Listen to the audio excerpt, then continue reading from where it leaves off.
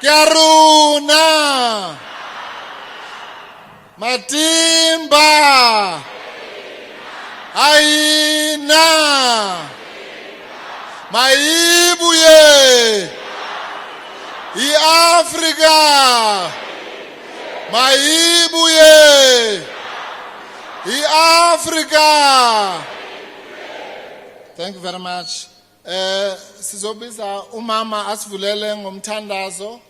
Our second prayer. Sicela umama umfundisi ukuthi azosivulela ngomthandazo.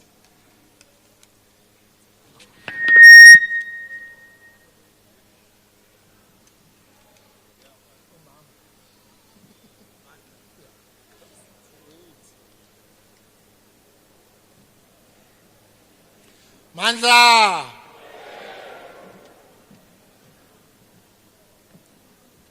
In our language, we say tinotenda.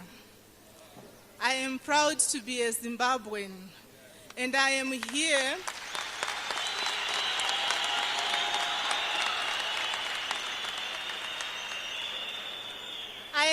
representing my father.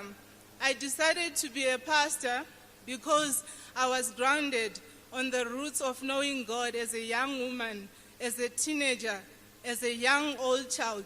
But I want to thank God today that I have come here to say a prayer for my father, just to say that he must rest in peace.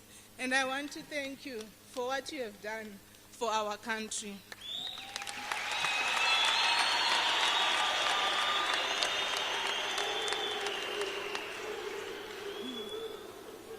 We will pray nothing but what is written in the Word of God. The Lord taught us that we shall not pray anything else, but we will pray according to the book of Matthew, chapter 6, verse 33. It says that when you pray, you shall pray, Our Father who art in heaven. For the Lord knows what you want to ask for. Whatever you are thinking, He says He knows. So therefore, close your door, your own closet, and pray this prayer. So that's the prayer that I'm going to make today. Shall we pray? Our Father, who art in heaven, hallowed be thy name.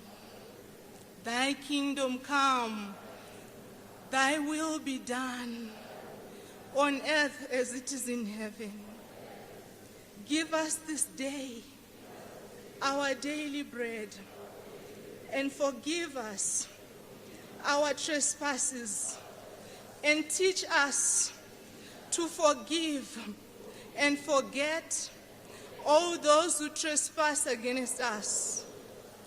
And lead us not into temptation, but deliver us from all evil. For thine is the kingdom, the power and the glory, forever and ever. Amen.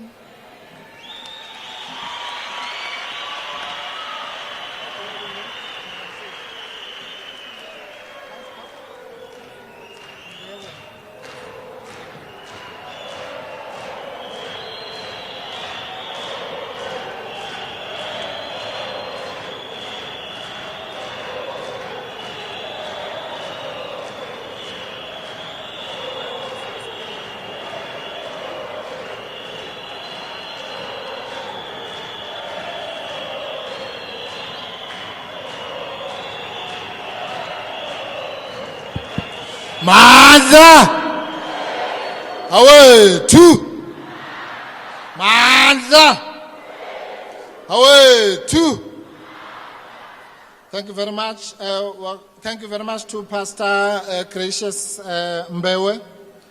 We will now move on to have a formal welcome from our chairperson of Gauteng, Commissar Mandisa Mashego. Long live chairperson, long live.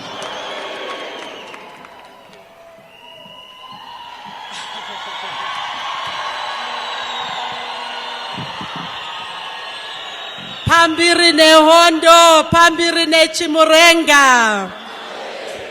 Amandla. Long live the EFF, long live. Long live the EFF in Africa, long live. Long live the Commander-in-Chief, Julius Silo Malema, long live. Long live the Deputy President, Commissar Floyd Chivambu, long live. Long live the National Chairperson, People's Advocate, Commissar Dalimpofu, long live. Long live the Secretary General, Commissar Gotish Gardi, long live. Long live the Deputy Secretary General, Commissar Hlengiwe Mkhalipi, long live. Long live the Treasurer General, Commissar Leanne Mateis, long live.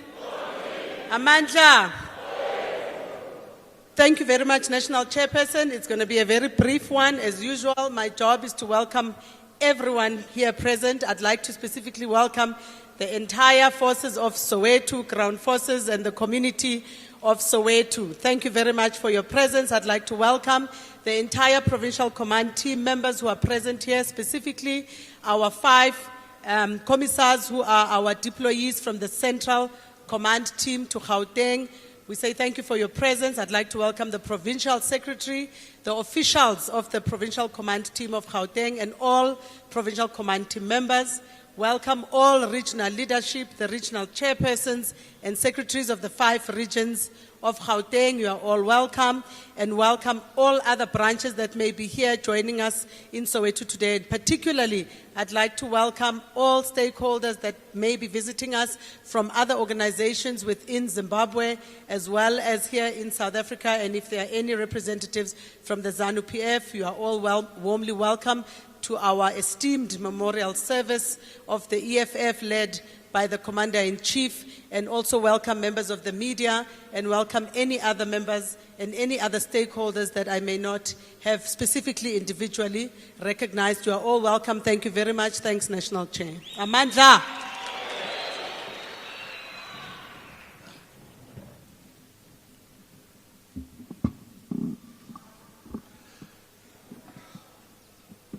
Thank you very much, Chairperson. Watinta bafazi. Watinta mbogoto. Watinta bafazi. Watinta mbogoto. Thank you very much. Now we are going to call on some of our esteemed visitors who came to grace this occasion. All the way from Zimbabwe.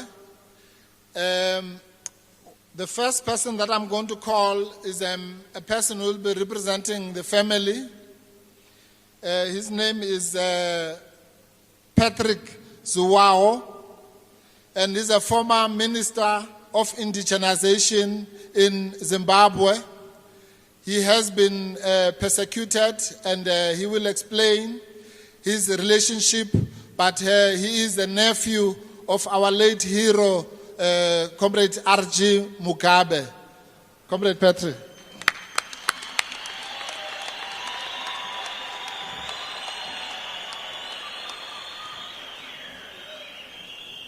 Amandla! Amandla! Maita yenyu. Pamsoroi.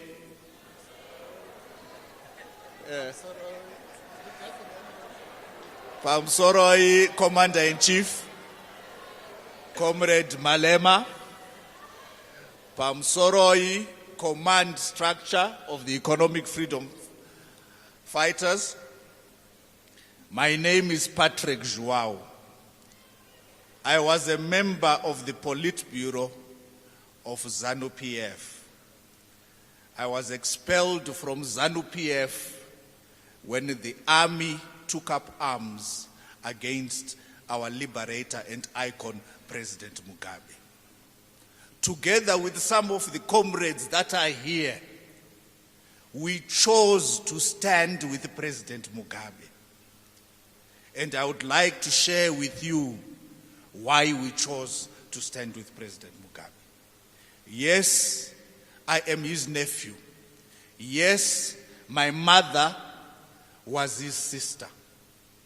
But what is important is what we have learned from comrades here, from Comrade Kasukuwere, Comrade Mashaya Mombe, Comrade Mashange, and all the other comrades that are here. Comrades here present, I recall when Comrade Malema and his executive of the ANC Youth League visited us in Harare. We were given specific instructions by President Mugabe that despite protocol, we must make sure that we receive them in the same way that heads of state are received in Zimbabwe.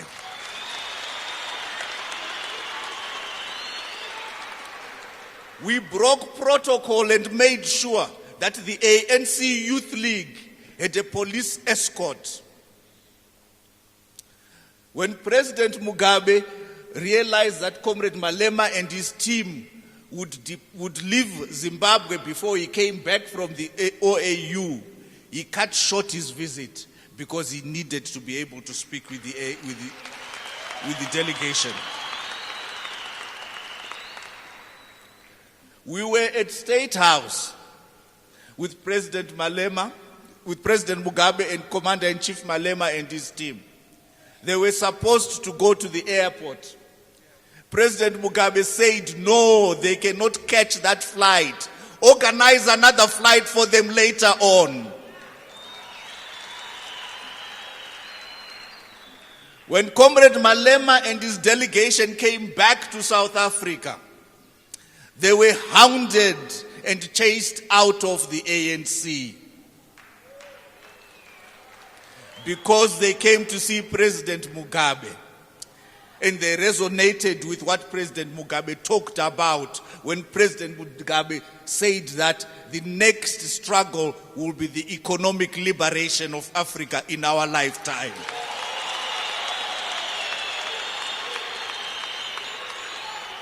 So, as a nephew of President Mugabe, I will accept President Mugabe's membership of the EFF.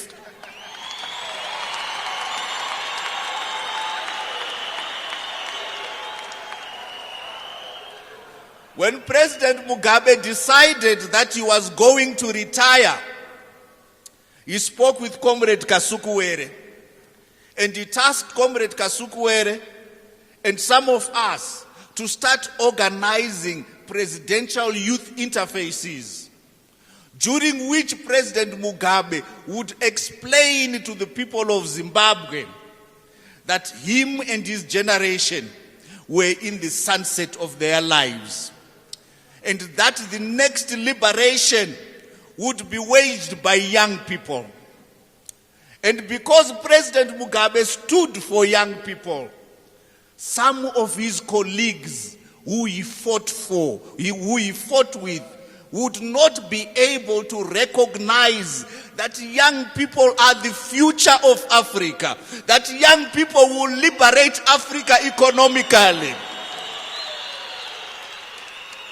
They chose to take arms against President Mugabe because President Mugabe was committed to pass the torch on to young people so that young people can liberate Africa economically. When President Mugabe was deposed, some of the comrades that are now wanting to stand and pontificate over his funeral refused to acknowledge him. They tormented him. They made him suffer. And the family decided that we could not continue to allow him to watch the news every day in Harare. As the likes of Opamuchinguri, Mabel Chinomona, Matema Danda called President Mugabe a traitor.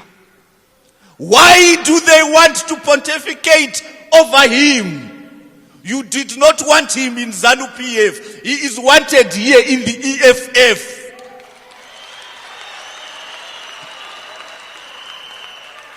President Mugabe went to Singapore and he was staying in a rented house in Singapore. He was not in hospital. However, 5 days before he passed on Sunday, his condition deteriorated. When his condition deteriorated, he was taken to hospital. President Mugabe was in hospital for 5 days before he passed on. President Mugabe effectively was tormented by ZANU-PF. He was tormented by the regime of Emmerson Mnangagwa. President Mugabe said, and I quote, "Zimbabwe is where I was born. Zimbabwe is where I will die. And Zimbabwe is where he will be buried." That's what he said. But President Mugabe did not die in Zimbabwe because of Emmerson Mnangagwa. When President Mugabe spoke with members of the family, members of his immediate family, his wife, his children, he gave them specific instructions on what must happen at his funeral and at his burial. I spoke this morning with Amai Mugabe. She instructed me to issue a statement, to disseminate a statement that she and the immediate family had put together. The statement is that they are being coerced by Emmerson Mnangagwa to ignore President Mugabe's wishes on where his mortal remains should be interred. I call upon you, Commander-in-Chief. I call upon you to help the family recognize, have the wishes of President Mugabe be recognized. President Mugabe, it demands of us that we make sure that President Mugabe is able to rest in peace. President Mugabe is able to rest in power. It is not possible that Emmerson Mnangagwa and his henchmen can pontificate over President Mugabe. I thank you.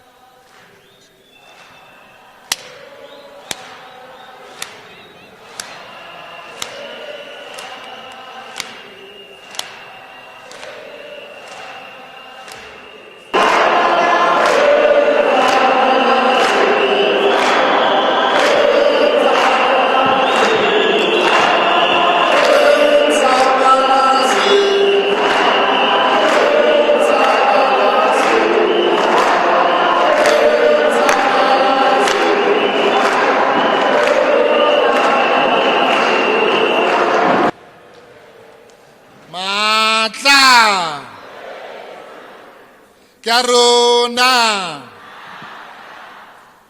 Thank you very much, Comrade Patrick. Before I call on our next speaker from Zimbabwe, I also want to emphasize what the comrade was saying. Those of us who were involved in the struggle in the 80s were inspired by Comrade Mugabe. You know, when people struggled here in the 60s and 70s, it was one day there'll be freedom, but we had never seen this freedom. But in 1980, when we saw Robert Mugabe taking over power and defeating Ian Smith, we knew that it was possible. That is why the decade of the 80s was the decade that finally crushed the apartheid racist regime, because we could see that it could be done. So we want to thank you, comrades of ZANU-PF, and comrades like Robert Mugabe and Joshua Nkomo are what inspired the struggle in this country. Amandla. My next speaker is going to be another former commissar in the ZANU-PF Central Committee, and another former minister, our comrade Xavier Kasukuwere, that was mentioned here earlier. Comrade Xavier.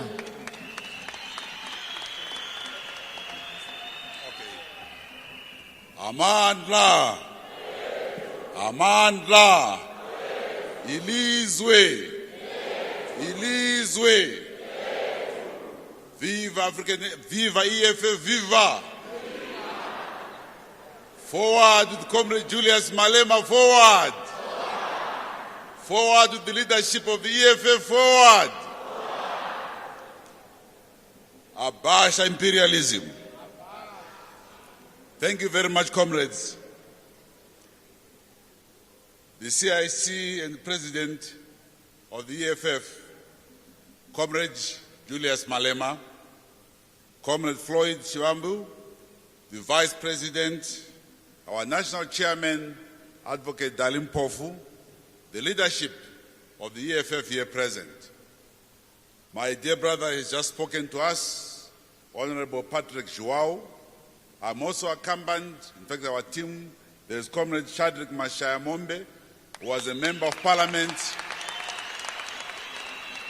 We have with us Comrade Mashange, Honorable Mashange, who was a Member of Parliament.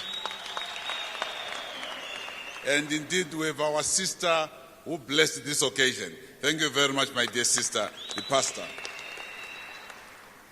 Indeed, today is not an easy day for many of us. But let me take this opportunity to thank, first and foremostly, Comrade Julius Malema and this important family of the EFF. When I had the chat a few days ago with Comrade Malema, he said to me, Comrade Tyson, we are having the memorial service of the late President Robert Mugabe. I was in Singapore. And he said, you must be here. We are here where it matters most. This kind of gathering is happening in Soweto, where the people genuinely loved President Robert Mugabe. There is no such gathering in Sandton. There is no such gathering in the affluent suburbs in South Africa and anywhere else in Africa. Because what he stood for resonates with us who are here today. Resonates with the EFF. Resonates with the revolutionaries who want a different Africa. The young men and women in our country, in our region in Africa, who want a new future for themselves. They want to be part and parcel of the economy. The challenge we have, Comrade Malema, is what I call political assimilation. When political leaders are chosen from amongst us, the moment they come into contact with the WMCs, they forget about the poor people. They have a different story.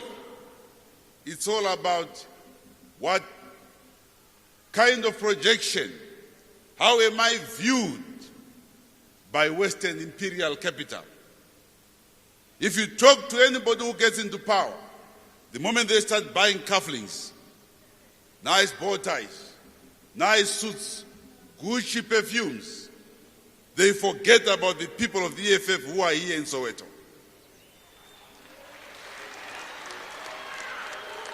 You ask yourselves, when you are chosen to be president, President Mugabe, was chosen by the poor people in our country to be president. Hence, what he stood for made those with the riches angry with him. The moment you see yourself becoming acceptable to Western capital, just stand back and say, hey, comrade, where am I selling out now? What is the problem? What have I done?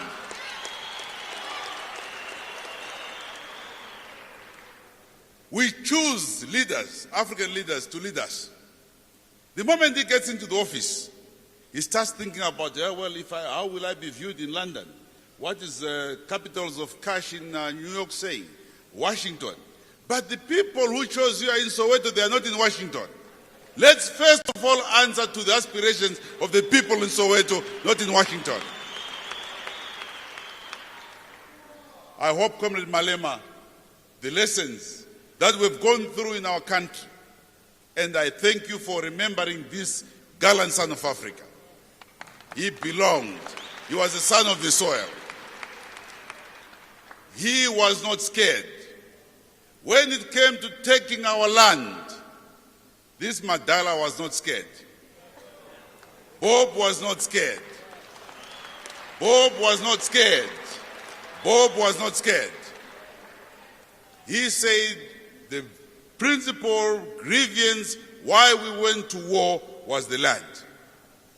And he simply said, take the land. And he was a very stubborn old man.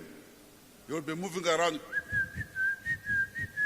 He said, hey, Madala, are you not scared? The whites are angry. He says, angry about what? Here I was born, here I shall die, and here I'll be buried. Let the land come back to the masters, those who own their land.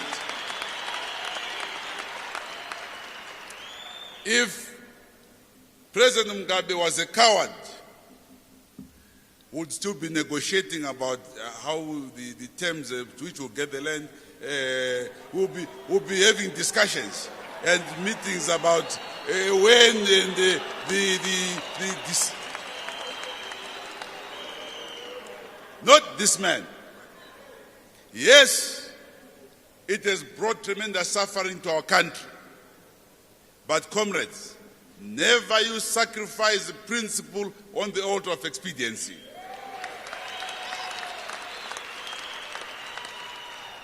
It is the foundation that he has laid for us, he has laid for Africa, where we call upon leadership like Comrade Malema.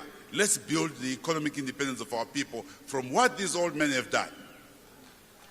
Those old men who were not scared to go in prison for 11 years, he was there. He lost his child whilst in prison. He never gave up. He was harassed. He left the country, went to live in Mozambique. He never gave up. He led Zanla forces from Mozambique. He never gave up. He was insulted.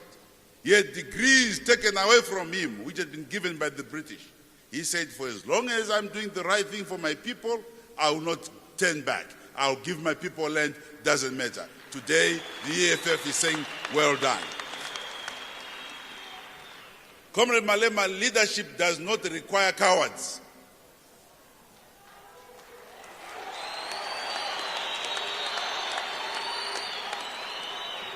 If you are a coward, get out of the kitchen.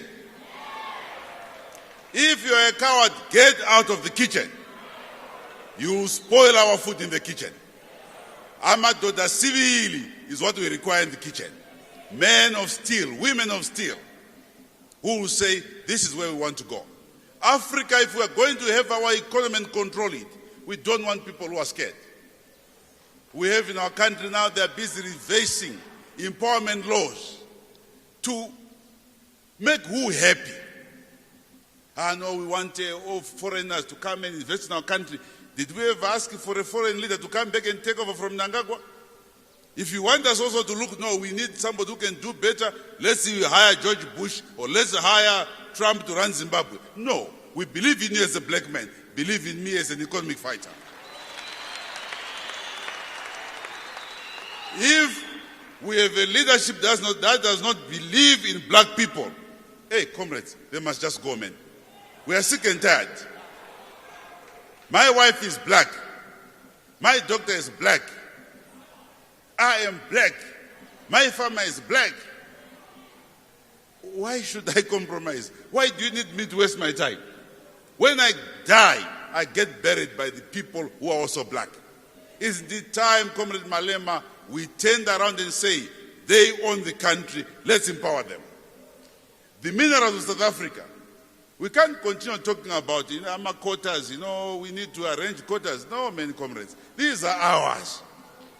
God brought me as a black man to Africa. That's why I'm black. You have your own territory. I have not come to yours to eat from you. You want to come and eat from me and say, no, man, just relax. Don't destabilize him. He's a very nice man. I also want to eat. Don't disturb me when I want to eat. So young people here, members of the EFF, the job to liberate Africa begins now. We do it because It is right for us to do it. I'm saying this, I know I'll be in big trouble. But trouble is now what I'm looking for. I'm actually now going around looking for trouble. Because if you become too nice, you have a problem. I'm looking for trouble. My brother will tell you when I was a youngster, I did some of the things that nobody can ever do. I took a little stick. There was a mango tree in our homestead. And there were these bees, a huge beehive. I said, hey, this thing is stopping us from eating these mangoes. I attacked that beehive. Next thing, I was in hospital. But I survived. If I could survive those bees, let's fight again. We will survive another fight. So, Comrade Julius, I want to thank you very much, my dear brother. If you ask me about the story of the EFF and this formation, I know it from A to Z. I was there with this young comrade. This man is a strong man.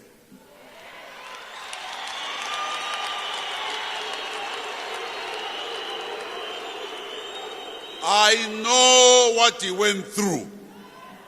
I know the pain he went through. If he was a man who was scared, by now the name Julius Malema will be finished completely.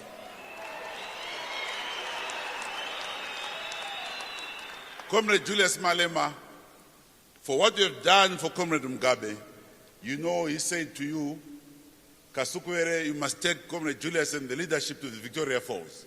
One day we shall go and enjoy in Victoria Falls. We owe you to you guys. What this old man stood for. And I heard our national chairman sing to us the national anthem. I think it was sung by Ntsonga from the Methodist preacher who came up with the Santanga. Ishe Komborera Africa. The EFF, don't give up. The EFF, don't give up. The EFF, don't give up. We are waiting for a signal, Comrade Malema. We now don't know how to treat them. That is gone. He should just have told us how we're going to handle some of these sellouts. Those who are now trying to turn back against him. Those who are now trying to bury him when they never wanted him.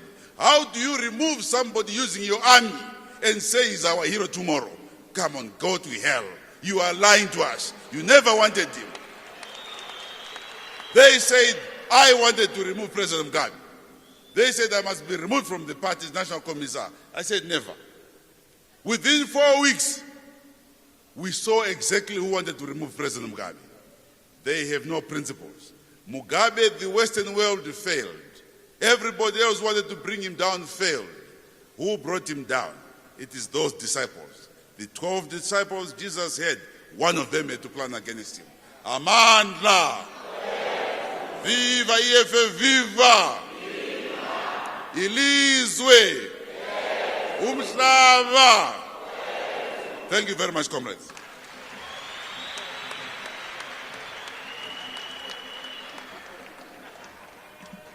Tata Chuchu Tata. Tata Chuchu Tata. Mandla. Umhlaba. Umhlaba. Umhlaba. Umhlaba. Umhlaba. Phansi abathengisayo phansi. Phansi Ramaphosa phansi. Phansi Magashule phansi. Away ANC, away. Thank you very much. At this stage, I think we need to sing our new favorite song. Sizonifundisa abangayazi.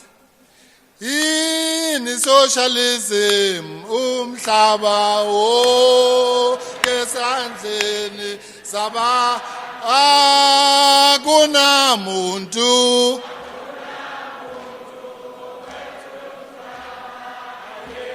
yini socialism umhlaba wonke esandleni akunamuntu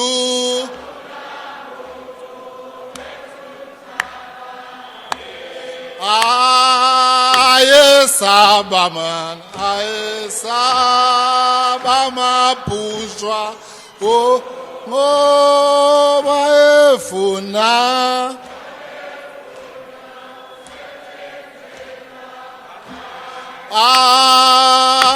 Ayesabama.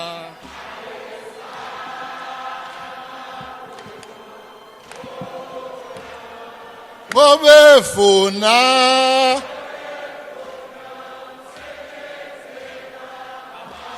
in socialism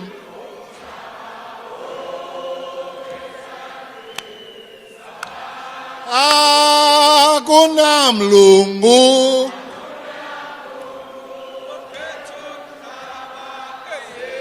in socialism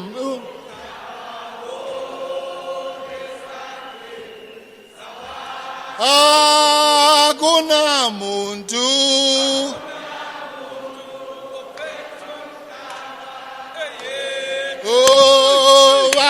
owayesabama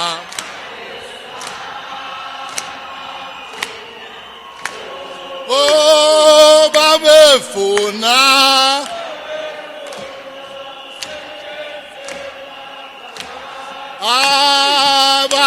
abayesabama.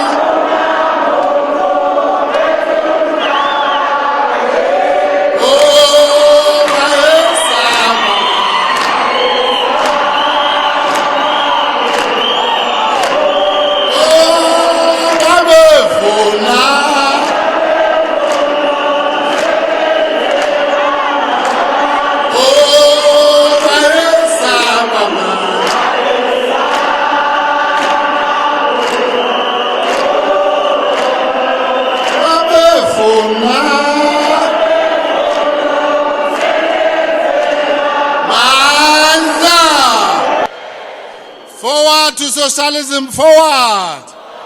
Forward to socialism, forward. Down with capitalism, down. Phansi Ramaphosa nabaphathi bakhe phansi. Phansi Rupert Ramaphosa Alliance phansi. Keruna. Matla. Thank you very much. Now we're getting close to the main event. I'm going to call our Deputy President, Floyd Nyiko Shibambu, to introduce our CIC. Long live the Deputy President, long live! Long live the Deputy President, long live! Manza! Amandla! Viva the EFF! Viva!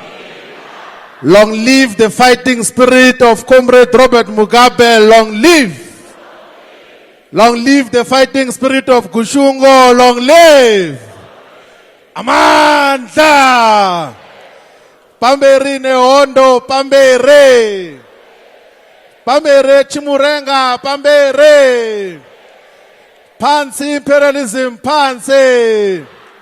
Amandla! Away! Two! A chairperson in Shona, they say Ndotendas Vikuru chairperson. So we want to say thank you very much to the chairperson for the program thus far.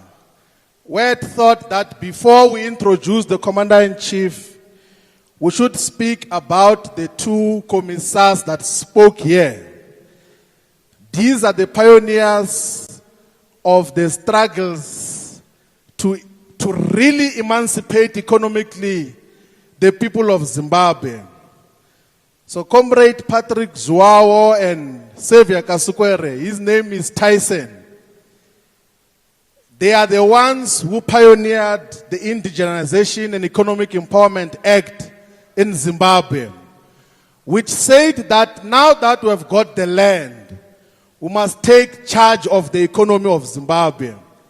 The Indigenization Act of Zimbabwe was to say that in all other businesses, whether it be banks, whether it be mines, whether it be retail stores and the factories, if you want to do business in Zimbabwe, at least a minimum of 51% must belong to the people of Zimbabwe.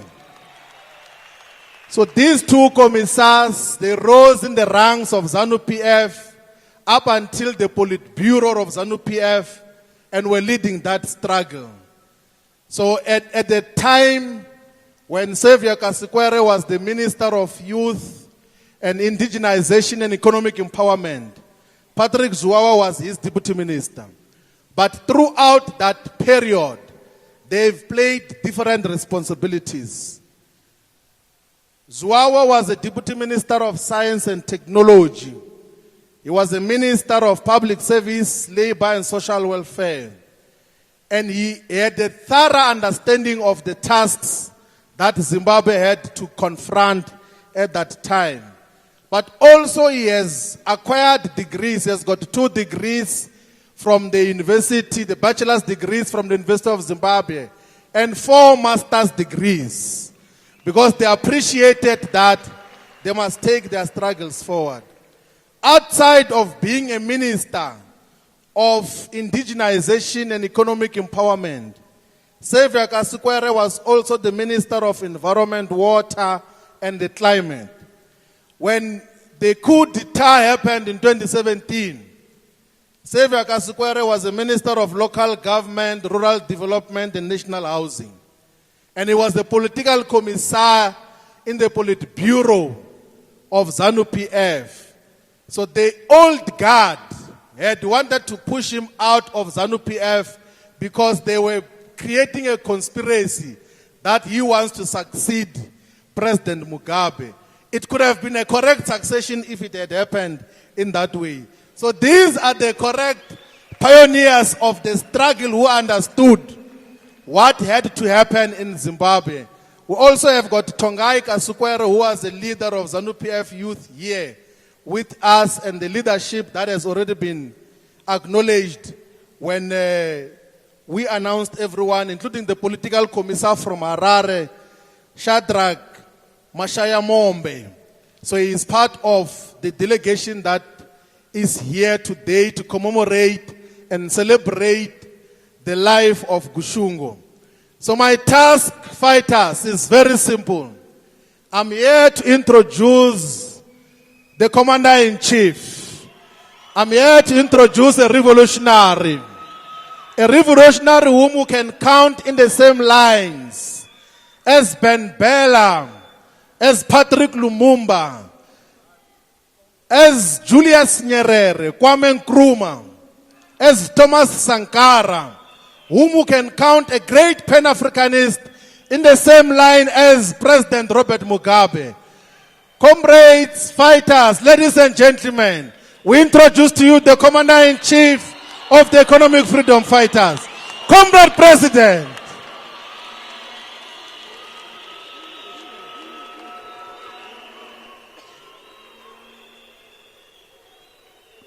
Amandla. Viva EFF, viva. Long live the undying spirit of Robert Mugabe, long live. Long live the undying spirit of Robert Mugabe, long live. Thank you very much, leaders of the revolution, our comrades from Zimbabwe, led by Comrade Tyson and Patrick, our leaders in the country, leaders of the Central Command Team, DP, SG, National Chair, Chairperson and Secretary of the Province, Chairperson and Secretary of Regions, and your RCTs and the PCT, the community of Soweto, the people of Africa, all Zimbabweans who are here today and those who are not here. I greet you, sons and daughters of the African Revolution. Comrades, we gathered here today to salute one of our own. We gathered here today in Soweto as a generation of African revolutionaries in pursuit of a generational mission of realizing economic freedom in our lifetime. This mission is our response to the burning historic fires in our bellies, the distant cries over centuries that are resounding in our hearts about a terrible crime against humanity of the African child. We are those who have dismally failed to ignore this fire. We have refused to shut our ears against those distant cries. We are unable to live as if African dehumanization will resolve itself. Ours is a mission that directly, without apology, continues the liberation of the African people from colonial domination and conquest as launched by European white over 4 centuries ago. This is the well-defined mission by the founding African ancestors that Africa must unite, be self-sufficient, and that all its people must be in charge of their elective destiny without supervision of Europe and its white supremacists. It is our mission about the African people wherever they are in the world, resisting any usage of the color of their skin as a means of their oppression, as a means of zombifying them. It is essentially an anti-imperialist, anti-capitalist mission, anti-racist, anti-sexist mission which must be executed by any revolutionary means possible. We are here today to remember against forgetting, to pay tribute to the life and times of a man who was defiant when it was not fashionable to do so. Fellow compatriots, a towering figure of this revolution, our revolution, President Robert Gabriel Mugabe, the father of Zimbabwe, service also coincided with the anniversary of Steve Biko, who today was brutally murdered by apartheid police whilst in custody in 1977. We must salute and never stop to say the name and the ideas of Steve Biko, key amongst which is the fight to free our minds from the chains of colonial and white domination. It is Biko who teaches us that the most potent weapon of the oppressor is the mind of the oppressed. There is no other time when this statement has been so important than in this very occasion of the memorial service of Robert Mugabe. In remembering Mugabe, we have this important task to perform, to free our thoughts about Mugabe that have been sponsored by the enemies of our revolution. In remembering Mugabe, we must free the mind of an African child from the narrative created by the Western archives of history that will make us to hate Mugabe, because to hate him is to hate ourselves. So in the name of Steve Biko, in the name of black consciousness, we call up the black child to free your mind from the hands of ENCA, BBC, CNN, Fox News, white monopoly-owned publications who are trying to make you hate your own liberators and worship your oppressors. We have therefore gathered to remember Mugabe on our own terms, to remember against forgetting, to speak truth to dominant Eurocentric sponsored narrative against his admirable, brave, and very strong legacy. We are here to pick up the baton, to renew and to revive our vows that as long as we live like Robert Mugabe, we shall never compromise the demand for a total liberation of African people. We are here to identify with him in death as we identified with him in his living days. We are the descendants of Robert Mugabe, the children of Robert Mugabe, the successors of this stubborn old man, the man who fought against imperialism. In the name of President Mugabe, who died at a godly age of 95, we vow to continue the struggle in the same fearless manner he did. Fighters, you are not in a memorial service, but in a history lecture, because when you celebrate the life of a 95-year-old revolutionary, it's a reflection of our history. Where do we come from? Where are we? And where are we going? We are gathered here in Orlando, east of Soweto, to say we are Robert Mugabe and he is all of us. Not just in Zimbabwe, but even here in Soweto, South Africa. We are here today to celebrate the life of the founding father of an independent Zimbabwe, the life of an anti-colonialist, anti-imperialist who refused to bend the knee when faced with the harsh consequences. We are here to salute the life of Gushungo. We are here to celebrate the legacy of President Robert Mugabe. Fellow fighters and Africans, we must know that the act of remembering President Mugabe is an act of defiance. So if you didn't know where you were going to a defiance campaign.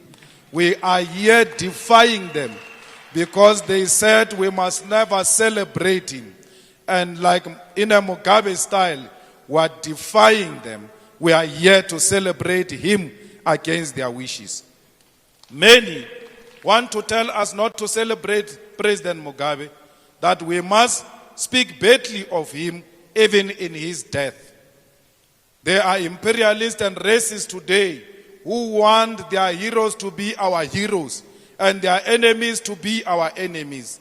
It is these people who celebrate murderers like de Klerk by giving them Nobel Peace Prizes.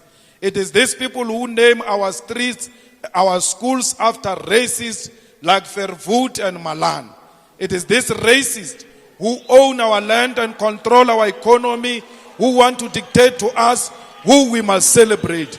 Today we are here, inspired by President Mugabe, to tell them they can go to hell. We want to say to them, in the same style of President Mugabe, they can keep their de Klerk, who will keep our Mugabe. We want to tell them, those Rhodesians, they can keep their Ian Smith, who will keep our Mugabe. President Mugabe represents to us a hope that one can stand against the oppressor and live to tell a story of liberating his own people. The life of President Mugabe is an exciting life. The debt that we owe Mugabe is one we will never be able to repay. As a young revolutionaries in the continent, it is important, comrades, to know that President Mugabe was also young like all of us. Many elders in the revolution had a problem with President Mugabe. President Mugabe was impatient. President Mugabe wanted change, and he wanted change there and then. President Mugabe was amongst the giants, and therefore it will be incorrect to say you want to celebrate Nelson Mandela, but you can't celebrate President Mugabe. Because this President Mugabe went to school with O.R. Tambo, went to school with Nelson Mandela, went to school with Robert Sobukwe, went to school with Julius Nyerere. And therefore, it is this generation that represent a generation of fearless leaders who fought for our liberation. Now, if you are a non-thinker, you'll go around saying Sobukwe is a hero, Tambo is a hero, but Mugabe is not. Mugabe is a hero like all of those who belong to his generation. Mugabe loved education. Mugabe made education fashionable. It is Robert Mugabe who was well qualified. I mention this to you because we want to appeal amongst ourselves here as young people that we should make education fashionable. We should not only emulate Mugabe when it comes to defiance, but when it comes to discipline and education, we want to emulate the chief whip of DA. We shouldn't do that.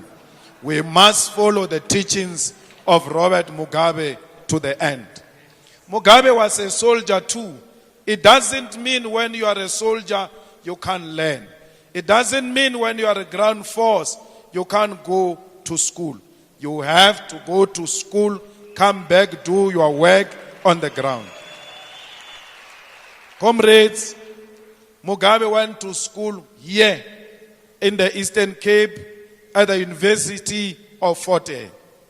He was shaped here. He started his politics here. And we are very proud as South Africans to claim Mugabe as one of our own. His appetite to learn, his vibrancy, his militancy, he got it from South African politics. In Mozambique, Samora Machel knows Robert Mugabe, the radical, because we shaped him as South Africa. Therefore, you can't say now that you don't know him because the whites say you shouldn't know him. If Mugabe is a factory fault, South Africa, you must take a collective responsibility because you are the ones who taught him politics. The Soviet Union knows Mugabe. China knows Mugabe. USA knows Mugabe. Mugabe is known all over the world and all over the continent because South Africa taught him politics. And therefore, you must not see him as someone that comes far from us. You must see him as your neighbor. You must see him as your grandfather. You must see him as an old man that stood for nationalization, as an old man that stood for the independence of Africa, as an old man that stood for expropriation of land without compensation, as an old man that believed in black people. You must never be ashamed to associate with President Mugabe. He became what they describe him to be because they did not honor the Lancaster resolutions. Had they honored the Lancaster resolutions, President Mugabe would not have turned against them. He would have taken their money, used their money to buy land from Rhodesians and give it to Zimbabweans. Because you must learn a simple thing, Comrade Chair, that they are Rhodesians and they are Zimbabweans. And if you don't know who are the Rhodosians, you must ask. They left Zimbabwe. They are here, causing trouble here in South Africa. They came here because South Africa is led by cowards who were supposed to join the struggle for land. Mozambique was supposed to do the same. Namibia was supposed to do the same. Swaziland should have done the same. Lesotho, Botswana.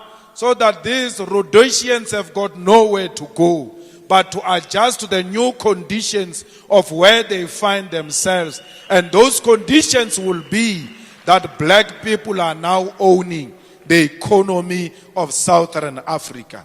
No revolution can succeed in isolation. The Southern African people failed President Mugabe by refusing to join his struggle of expropriating land without compensation. Mugabe was educated. Mugabe had all the reasons to live his life with his family. He was a teacher. He went to teach at his village. He came back to teach in Harare, went to teach outside Zimbabwe. He could have stayed in Ghana and enjoyed the freedoms of Ghana. But a true liberator knows that it is not about my personal comfort. It is about my people. Even if I'm comfortable, even if I can be hired anywhere, including in the Harvard University, I will never take those opportunities for as long as my people still live under oppression. That's what President Mugabe did. President Mugabe did not join the struggle because he was unemployed. He didn't join the struggle because he could not get a job anywhere. He was employed. He could become anything he wanted. Many people sit in the comfort corners. Today, many even sit on their phone to talk rubbish about those who have accepted leadership responsibilities. They say all manner of things about people who have accepted to challenge the establishment. Something they themselves cannot do. And they think we came to lead because we have nothing to do. It is incorrect to describe President Mugabe as if he was a political opportunist. He was never a political opportunist. He was a guerrilla in a guerrilla war. He fought Ian Smith soldiers and defeated them. That's why Zimbabweans today, they speak freely. You can say whatever nonsense you want to say about them. Theirs, they got it through a barrel of a gun. Yours was negotiated. That's why you can't move from the sunset clauses. Today you say Zimbabwe is in trouble and the trouble of Zimbabwe is caused by Mugabe. It's not true. Who caused the problem of Syria? Who caused the problem of Libya? Who's causing the problem of Venezuela, Afghanistan, and Iraq? All those problems were caused by Mugabe. Destabilizing those countries were caused by Mugabe. What is common with all these countries, including Zimbabwe, is the fact that imperialism intervened. And we always know that when imperialism intervenes, it destabilizes countries, and those countries never recover from imperialist intervention. That's what Zimbabwe is suffering from. When they took their land, when they took their economy, the imperialists imposed sanctions on them. We challenge imperialism, lift the sanctions, and let's see if black people will never run a successful economy. Let the black Zimbabweans fail on their own without imperialism sanctions. We want the sanctions in Zimbabwe removed.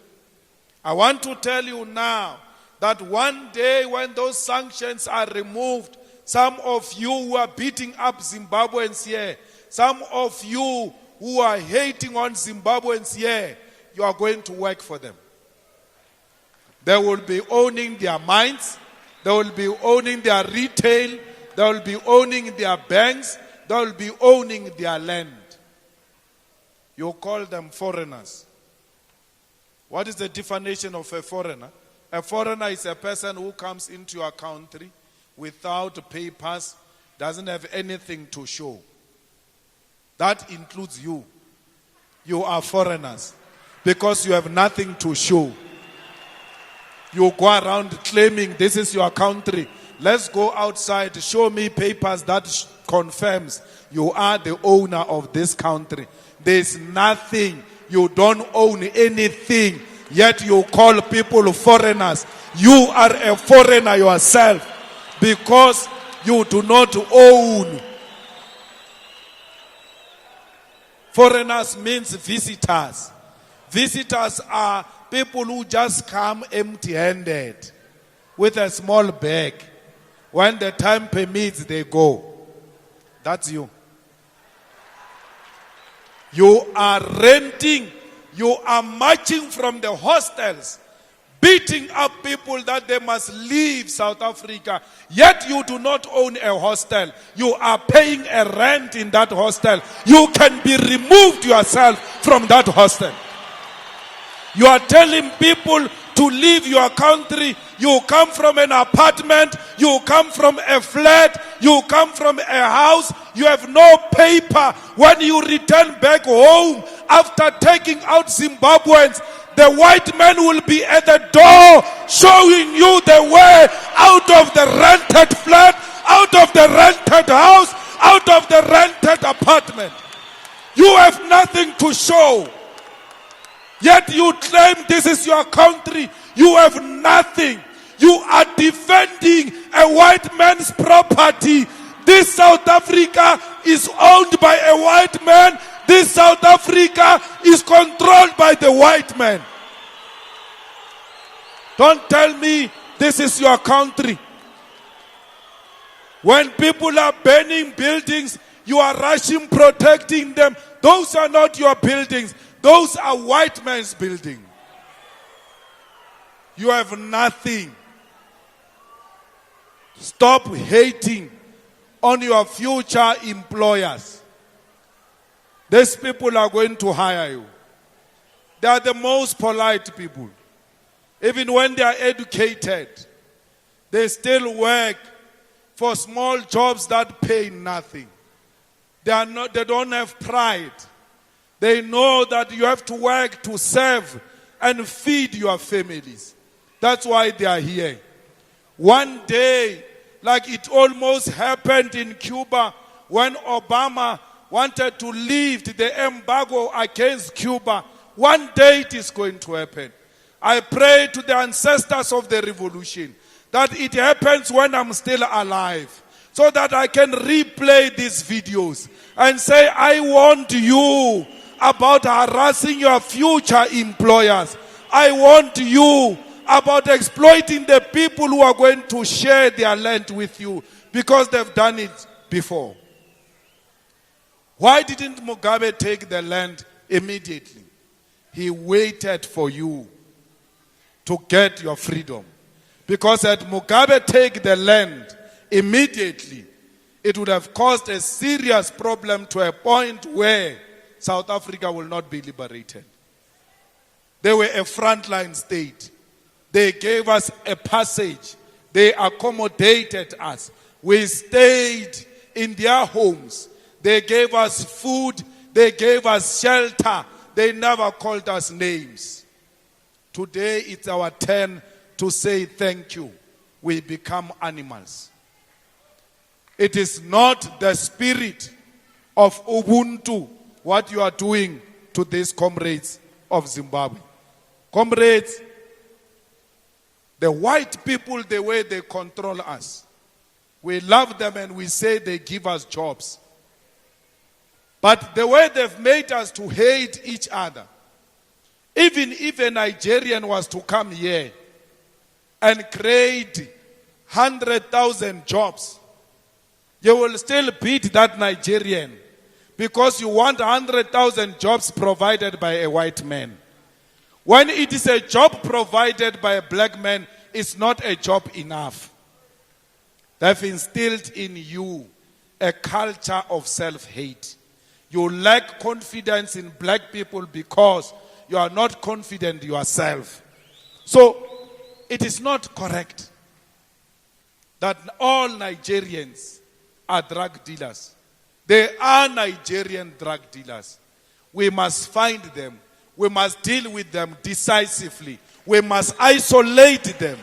We must isolate them and teach them a lesson which they will never forget, so that they don't leave South Africa to go and try it somewhere else, particularly in the African continent.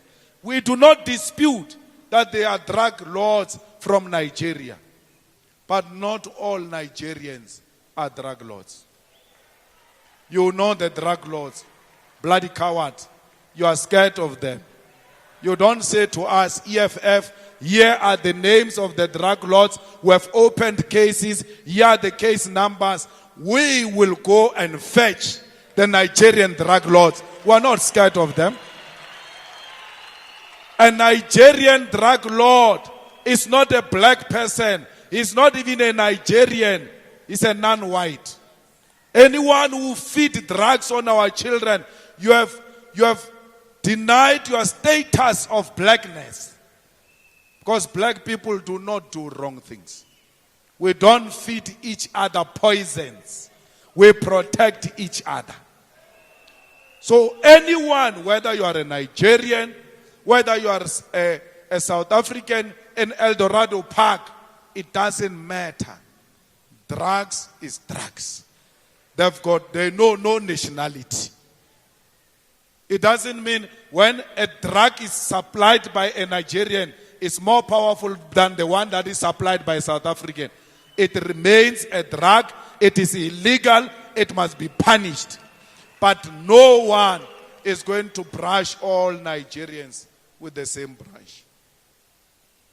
The banks in Nigeria are owned by black Nigerians. They own properties. Nigerians in that entertainment industry, they are not competing with South Africa. They are competing with America. When you see a Nigerian artist, when you see a music video of a Nigerian, you will mistaken it for Americans. They are moving. You are busy with machete. People are working on themselves. People are beginning to appreciate that there is nothing better about America. Africa is more beautiful and more richer than America. Even here in Africa, we can do it. There are no borders in South Africa, in Africa. There are no borders. Some of you say, no, President, leave this thing of borders. The other one even sent me a message that, President, can we get a secret ballot on borders? If you are not a dictator, make us members to vote if we want borders or not. But the reality is, there are no borders. You want me to give you a ballot paper to vote on whether you want imperialism or not. Yet you joined an anti-imperialist organization. Everything that reflects imperialism, we reject it in totality. We don't want to see it. We can't vote about that. It's not open for discussion. There are no borders in Africa. These borders were imposed by imperialism. And we are not going to recognize them. These are our neighbors. What divides us is a fence. What divides us is a street. Just cross the street and come and ask for a salt. Just cross the street and come and ask for meal. That's how we grew up here in Soweto. We never said you are not from here, we can't give you a meal. You are never from here, we can't give you a salt. This thing that you look at as countries, they are as simple as narrow, like neighborhood. These are our neighbors. They are not Zimbabweans. The same way, there will be the Ndlozi family this side. there will be Malema family this side. This is a South Africa family, that's a Zimbabwe family. We are divided by a fence. You don't have a salt, come and fetch the salt. In bags, you don't have meal, come and fetch meal, because that's what we did. We gave you meal, because we know one day we'll run short of meal. And I will not come. My child will come and say, my father said, you remember the meal. You must return. That's how we are as Africans. When they are here, it is our turn to protect them. Their turn will come. When we go to Zimbabwe, we'll just say to them, you remember us. Because we are neighbors. Comrades, there is no one who's going to tell us how we should unite this continent of Africa. No white man is going to do that. No white man. Look at what they did in Libya. I was in the ANC when they went to attack Libya. I stood up and told Zuma that you have sold out Gaddafi. And Gaddafi gave you money to be a president of the ANC. Because you voted for no-fly zone. And they used that to attack Gaddafi. And when they were attacking Gaddafi, the white people came to us and said, oh, what was he doing to his people? He was killing his own people. That's fine. Gaddafi is gone now. What are you doing to his people? What are you doing to... They've never provided solution anyway. All they do is to disrupt.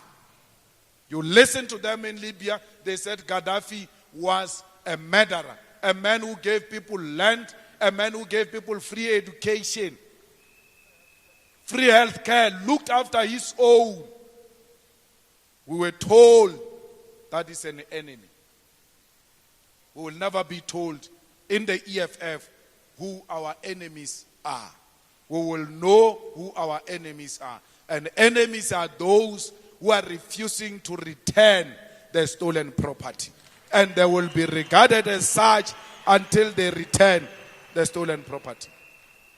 When I was in Zimbabwe with these comrades are senior. They are extremely senior in Zim.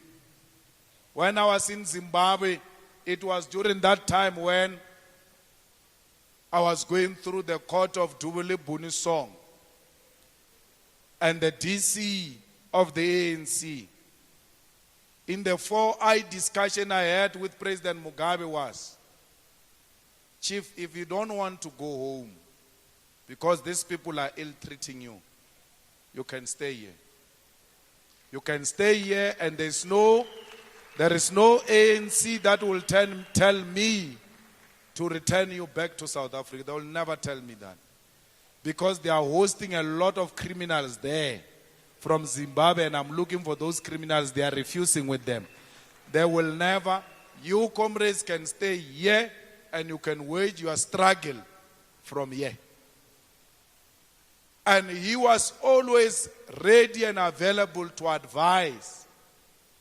And of course, at the end, we told Tyson and them that President Mugabe must retire because he was too old. And we don't want presidents that leave their office with a coffin. And we had not wanted President Mugabe to live in a manner they did to him. But leaving was non-negotiable. We spoke with Tyson and them.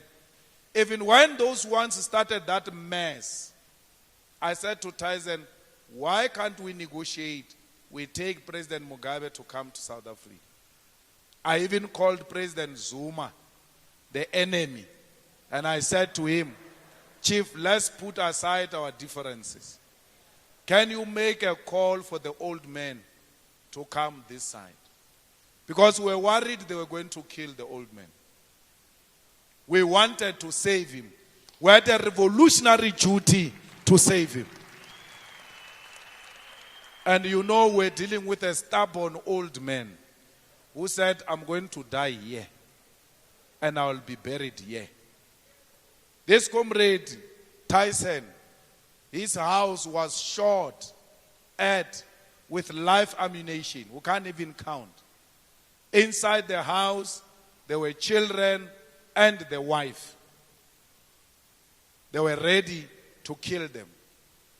This comrade is a nephew of President Mugabe. His mother and President Mugabe, they are siblings. He can't go and bury President Mugabe because he's wanted in Zimbabwe. We call upon Mnangagwa and his regime to do the right thing and allow this comrade to go back and bury his own uncle. And if they don't want him, he will come back. We will receive him here in South Africa. Not all the time, but sometimes the apartheid regime used to release prisoners to go and bury their loved ones. Is Mnangagwa regime worse than apartheid? Why can't Mnangagwa release a statement that says all those who have worked with President Mugabe, who are facing this or that charge for the purpose of this funeral, you are all welcomed? Some form of immunity, so that these people go and bid farewell to the man they lived with, a man who brought them up, a man who looked after them, a man who wanted them to succeed him. It was logical for Tyson to succeed President Mugabe. If Tyson can't succeed President Mugabe, what is the purpose of having the Youth League?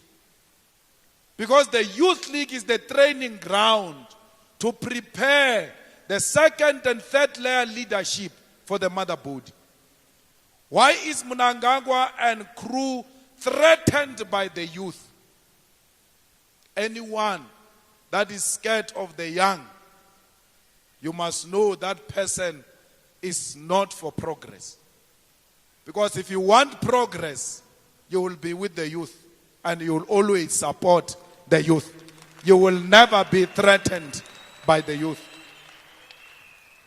We are making an appeal that these comrades must be allowed to go and bury one of their own. We must put aside the political differences. There is no nonsense of the charges they are facing here. Those are concocted charges. That is political persecution, because you are threatened by the youth. I know what you are going through. I went through that myself. I'm going through that myself now. They wanted to arrest me. They actually arrested me. They arrested me. They took everything I had, threw my children to the streets, left me with nothing, because theirs was to break my spirit. They are still trying even now. So I understand deeply what you are going through. To wake up in the morning and your own comrades turn against you.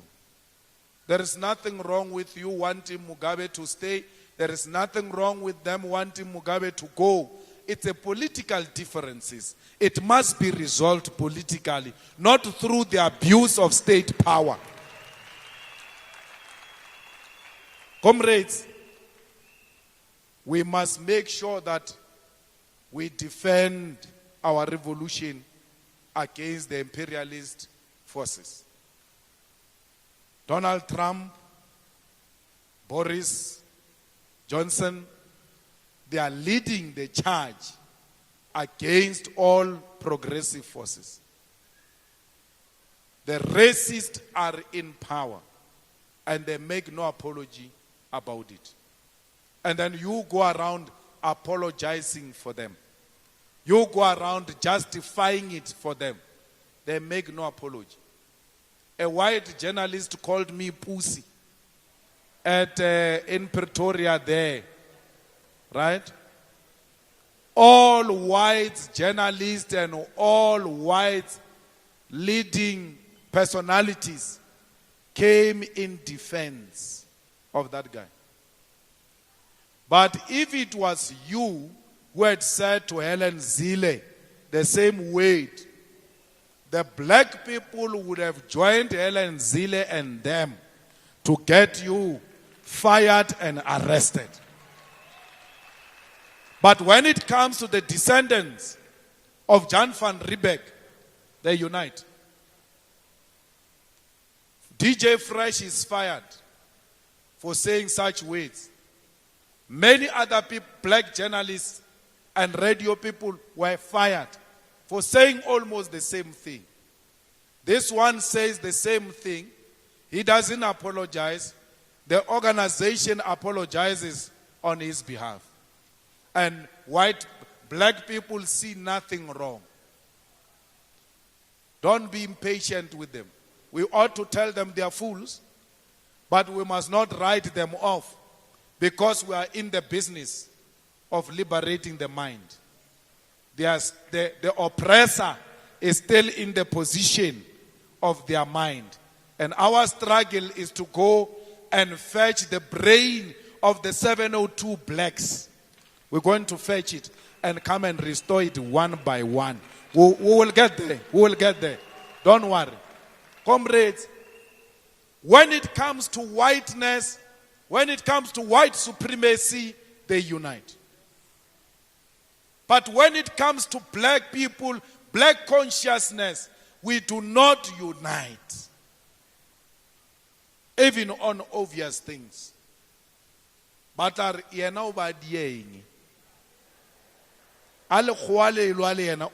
what was he doing? Whites are not like that. You know, black people, they are provocative. He must have done something wrong. So, comrades, we must unite as black people against white supremacy, against imperialism, against colonialism, which continues to dehumanize black people because of the color of their skin. We need the unity of Africa. It is important because colonialism and imperialism thrives in Africa through the divisions they've created through the so-called borders. That's why they say to you all the time, you can't remove the borders. You can't remove the borders. They know the day you remove the borders, you are going to unite. And united Africa is a defeat against white supremacy, against colonialism, against imperialism. We are in a war here. If you think we are playing, you must stand aside.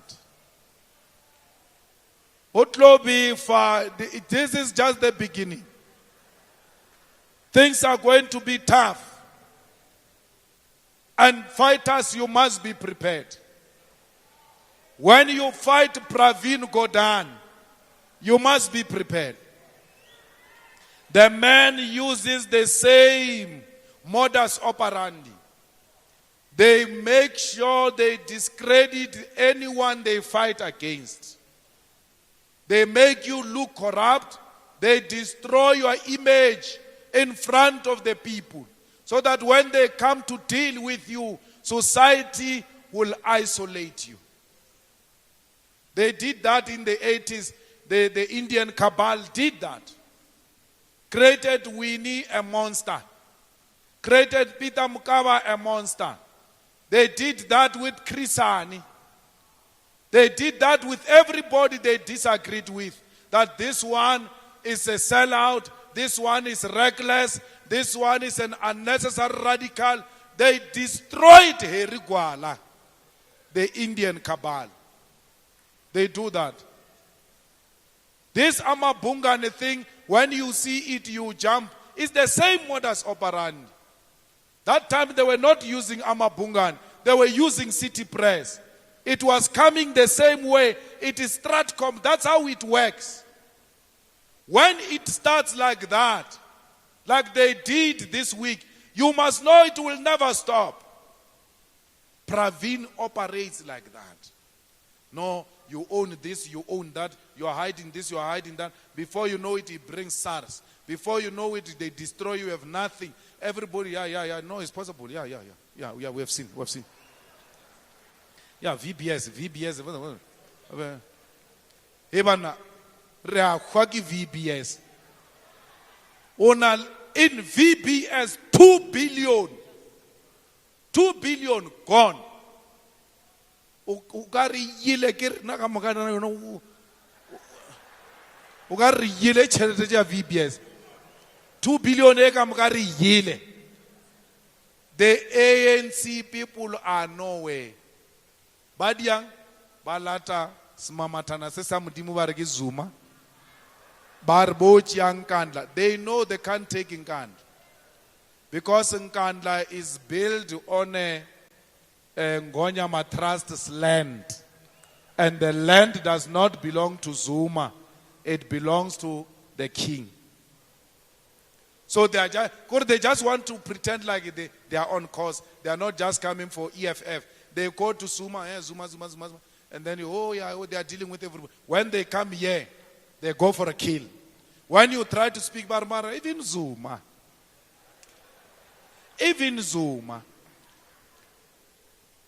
Where are the people who took 2 billion of VBS? Where are the people who took 2 billion of VBS? Repela rebana Brian Shibambo. Did the toilet paper didn't want Brian Shibambo. Repala look at toilet. Brian Shibambo. Where are the people who took 2 billion? What are you doing to them? Those are ANC criminals. I told Ramaphosa on his face there in Parliament. As our VBS when the people who stole VBS money, 99.99%, came out khodwa. But on a low and only khodu to je chelta bu sasa le bereka ka ofela bloody full jama khodwa. Yeah, same thing. Now, Polly van Veek has done diagrams about how money came in Gamega, Mahuna, Malema. Right? We are still to see a diagram of 1 billion which went into CR17 money account. Where is the diagram? Up in Nabile, they even did a video. Malema, on YouTube, I've got a Wi-Fi where I stay. I was putting it there. He put 5,000 here, 500. I was dancing here, 500. Nando's. Barg regular speeds rega la Costa. Samagia paradia parajabum puiseni la Costa. Let's go and say la Costa more man. Please. Did Cavella jabum puiseni. Regraduated the Cavella nerea para qua cosas. When we're still in cos. Kesaishwa cosa, Cavell, Nando's, Ujile Nando's. Kur kam khoba nyaka. Bangwala lor ke pupurle le marap. Ke yile Nando's ka pupura le marap. Banyaka everything abantisi. But you must know that I do not have a sleepless night. Because when I see a white man after me, it means I'm hitting hard. And the white man is feeling the pain. It means I'm getting under the skin of a white man. And I will never retreat. Right anyhow you want. I don't take you serious. Ugogo was a Elias Mutwale, the squatter camp, doesn't know what is Mabunga. When you arrive at squatter camp, right?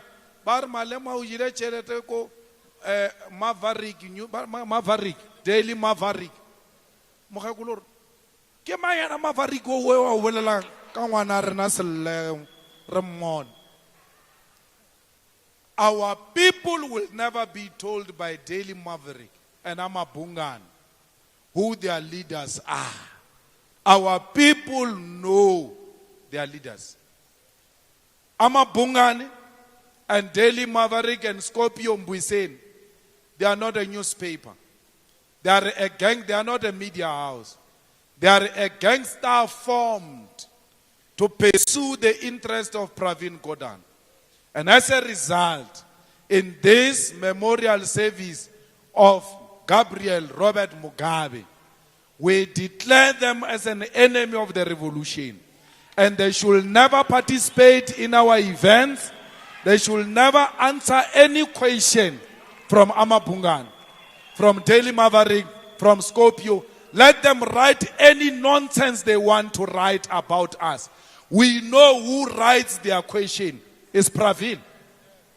It's Pravin. If you want to know how Pravin operates, go and read the book, How to Steal a City. They wrote about PE. He deployed a woman there to go and fix that PE. That woman writes about how Pravin used to guide her in detail. No, ask this, go here, do this. That's what they are doing. Pravin is the one who went to meet with Judge Nugent to prepare the commission against Moyan. The judge never spoke about it. Pravin never spoke about it. Only when the story leaked, then they confirmed. If the story had not leaked, we will never know. We're not going to know that Nugent met Pravin. If Pravin can meet a judge, who's a journalist? The holy judge. Who's a journalist of Mabungan? Who's a journalist of Scorpio? They are the same. The pattern is the same. Let us treat Amabungani, Scorpio, Daily Maverick the same way we treated ANN7 and New Age. They are the same. They are anti-us, and we shall treat them as enemies. Anyone who wants to go into solidarity with them in the media houses, you are more than welcome. Anyway, we are not getting any coverage. It's not coverage you are giving us. It's nonsense. I go to the Hawks. I go to the Hawks. I cooperate with the Hawks. I go there. They read the rights to me. And then they say, one of the rights you have is, you have a right to remain silent. I use that. I say, okay, I'm choosing the right to remain silent. The ENCA goes and report and say, Malema refuses to sign a statement. And then you call that a coverage. It's an absolute rubbish. It's nonsense. They don't say Malema used his constitutional right to remain silent. It's a constitutional thing. It's not reserved for others. I deserve it too. Malema refuses to sign a statement. When I say you don't give us coverage, they're going to say, we give you coverage. That's not coverage. It's a propaganda that is aiming at destroying the EFF. You must study this thing of media. How they write about you, they use certain words to project you a monster. When they want to, even the color on TV, they don't just make us look beautiful. They can just say, no, darken it, darken a bit. Make him dark. So that you come across as a monster, as a potential gangster. And then they make the ugliest, Pravin the ugliest, the most beautiful. Bona Cyril, they make Cyril the most beautiful, with that nose, the most beautiful. And then they make us ugly. They make it dark. Is there a way of increasing, of making the eyes red or something? Yeah. Ogari son samunyaupe. Comrades, it's not a joke. They do that if they don't like you. When they come to a function like this, where there are masses, and they realize it is successful, they don't show the masses. They only show Julius Malema so that no one sees that there were masses coming to honor Robert Mugabe. Whether they televise it or not, we've been taught long time ago that revolution will never be televised. We must never rely on the media to wage a revolution. We must rely on the ground. We must go door to door. We must do person to person. We must go to our communities. We must spread our message. We must be rooted amongst our people. House by house, hostel by hostel, brick by brick. We shall speak to our people directly. Our people will get our message. We don't need the go in between because they distort what we stand for. We are children of Robert Mugabe. We are children of Winnie Mandela. We are children of Muammar Gaddafi. We are children of Thomas Sankara. Children of Julius Nyerere. We are children of the giants. We are not children of cowards.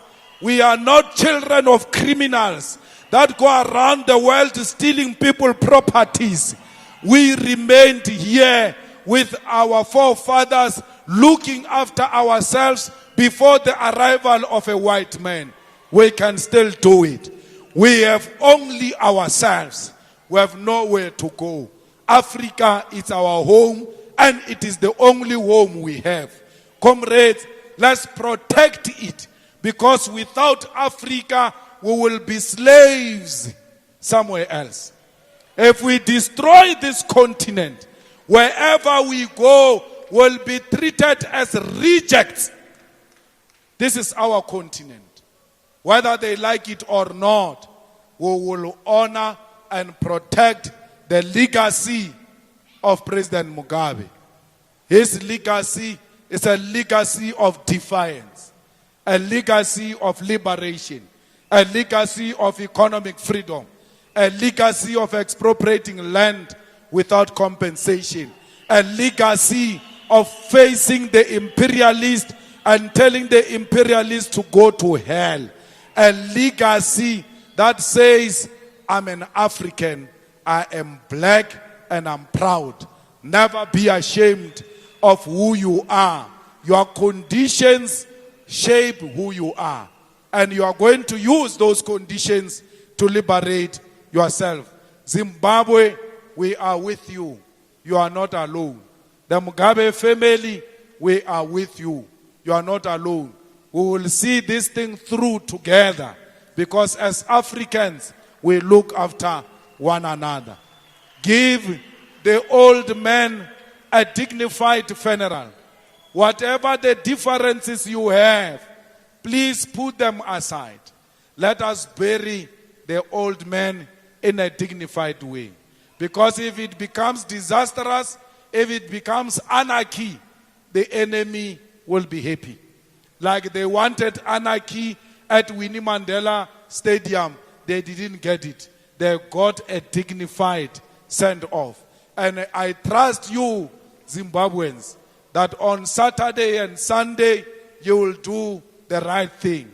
Let the old man rest in permanent peace, permanent power, because those of us who are remaining will continue his legacy. Rest in peace, President Mugabe. Amandla! Amandla! Viva EFF, viva! Ayule EFF, ayule! Tata EFF, tata! Long live the fighting spirit of Robert Mugabe, long live! Long live the fighting spirit of Robert Mugabe, long live! How Robert Mugabe!